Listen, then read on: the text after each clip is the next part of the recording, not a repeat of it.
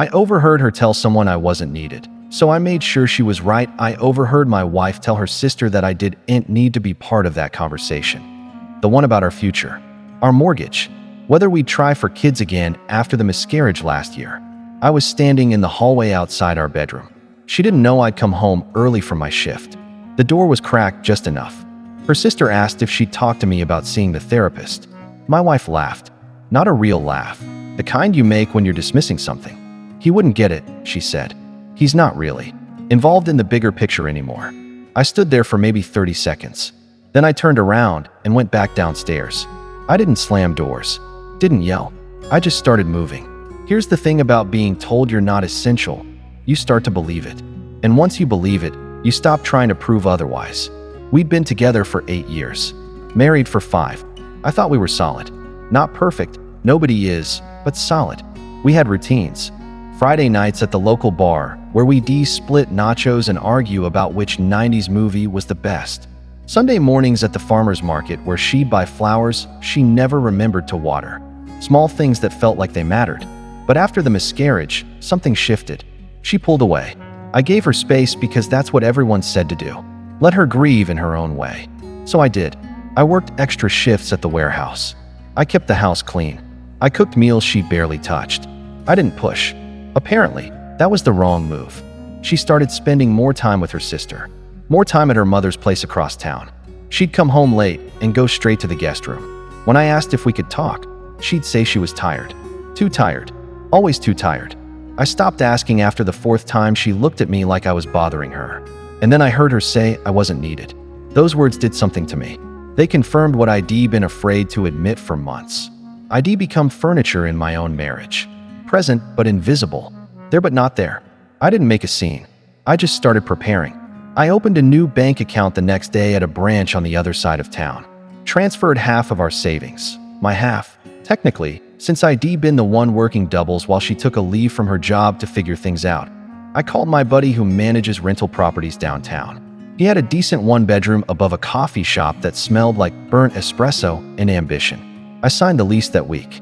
I didn't tell her any of this. I moved my things slowly, methodically. A box of books here. A duffel bag of clothes there. Stuff she wouldn't notice right away because she'd stopped noticing me entirely. My old college textbooks. The camping gear from the garage that we'd used exactly once. My grandfather's watch. The vinyl records my dad gave me before he died. I left behind everything we'd bought together. The couch we'd spent 3 hours debating over at the furniture store. The dishes from our wedding registry. The framed photos on the walls. Us at the beach, us at her cousin's wedding, us pretending everything was fine. I wanted to leave clean. No shared history to divide. No possessions to fight over. 3 weeks after I overheard her, I packed the last of my clothes while she was at her sister's place for their weekly wine night. I left my keys on the kitchen counter next to the coffee maker she never used anymore. No note. No explanation. If I wasn't needed in the conversation about our future, I didn't know her one about my exit. She called me 6 hours later, 32 times in a row. I didn't answer a single one. She showed up at my new place 2 days later, banging on the door at 11 at night. I could hear her through the thin walls, her voice cracking. What the hell is this? You just leave? Without saying anything? Without giving me a chance? I opened the door halfway, kept the chain lock on like she was a stranger selling something I didn't want. You said I didn't need to be part of the conversation, I said. My voice was flat, empty. So I'm not. She stared at me. Her eyes were red and swollen. She looked smaller than I remembered, like grief had physically shrunk her. That's not. She stopped. Started again. That's not what I meant. You know that's not what I meant. What did you mean? She opened her mouth. Closed it. Tried again. I was just venting to my sister. I didn't mean you weren't important. I just meant, what? That I wouldn't understand? That I'm not involved in the bigger picture? I could hear the bitterness in my own voice. You were right. I wasn't involved. Because you stopped involving me. I thought we were just going through a rough patch, she finally said. Tears were streaming down her face now. I thought you understood. I thought you'd wait. I did wait, I said. I waited for you to let me back in. I waited for you to look at me like I mattered. I waited for 4 months while you treated me like a roommate you barely tolerated. That's not fair. You're right, I said.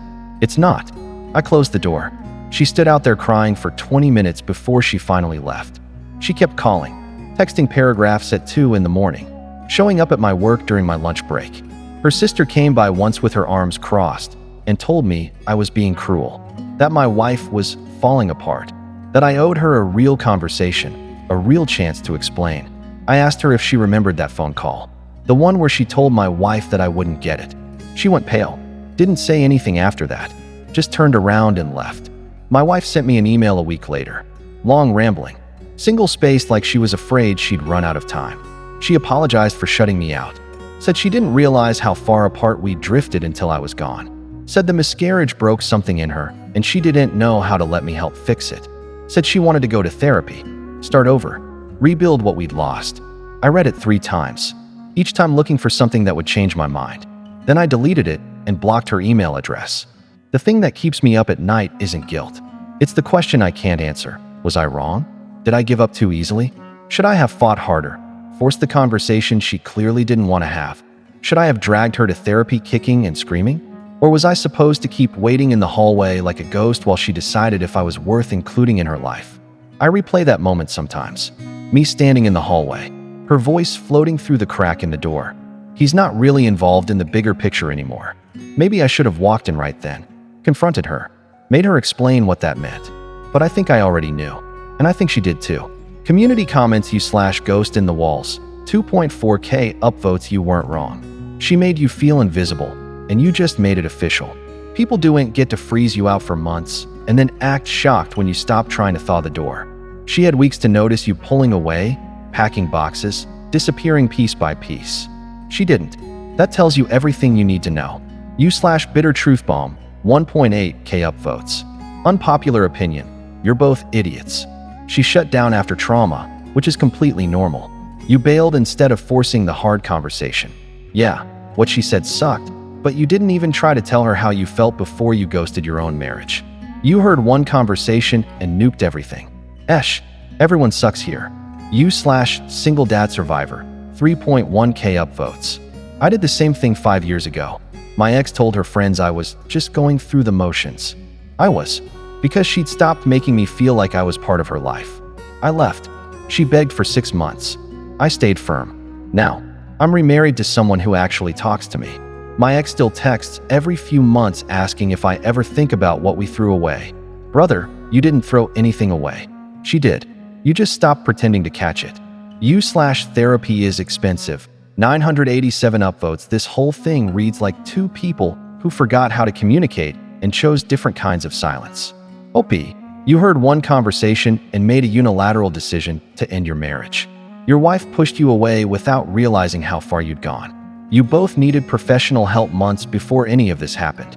Leaving might have been the wake-up call she needed, but it's also possible you just ended something that could have been saved with actual effort from both sides. Update, 6 weeks later. She stopped reaching out about 3 weeks ago. No more calls, no more emails, no more surprise visits. I heard through a mutual friend that she moved back in with her mother. Put our house on the market. It sold in 4 days. I signed the divorce papers when they came in a manila envelope with a law firm's return address. Didn't contest anything. Didn't ask for half. She can have it all. The furniture, the savings, the photo albums. I don't want any of it. I'm not proud of how this ended, but I'm not drowning anymore either. Someone at work asked me the other day if I still love her. Honestly, I don't know. I think I love the version of her that used to exist. The one who pulled me into the kitchen to slow dance when we were drunk on cheap wine. The one who left me stupid notes in my lunchbox when I worked overnight shifts. The one who laughed at my terrible jokes. But that person disappeared somewhere between the miscarriage and that conversation I wasn't supposed to hear. And I disappeared too. Maybe we were both ghosts long before I walked out. Maybe we'd been haunting each other for months. I don't regret walking away. I regret that it had to come to that. I regret that neither of us knew how to fight for each other when it mattered most. But I'm learning to live with regret. It's quieter than waiting in a hallway for someone to decide you're worth their time. I'm sleeping through the night now. I wake up in my small apartment above the coffee shop, and I don't feel that weight on my chest anymore. That has to count for something.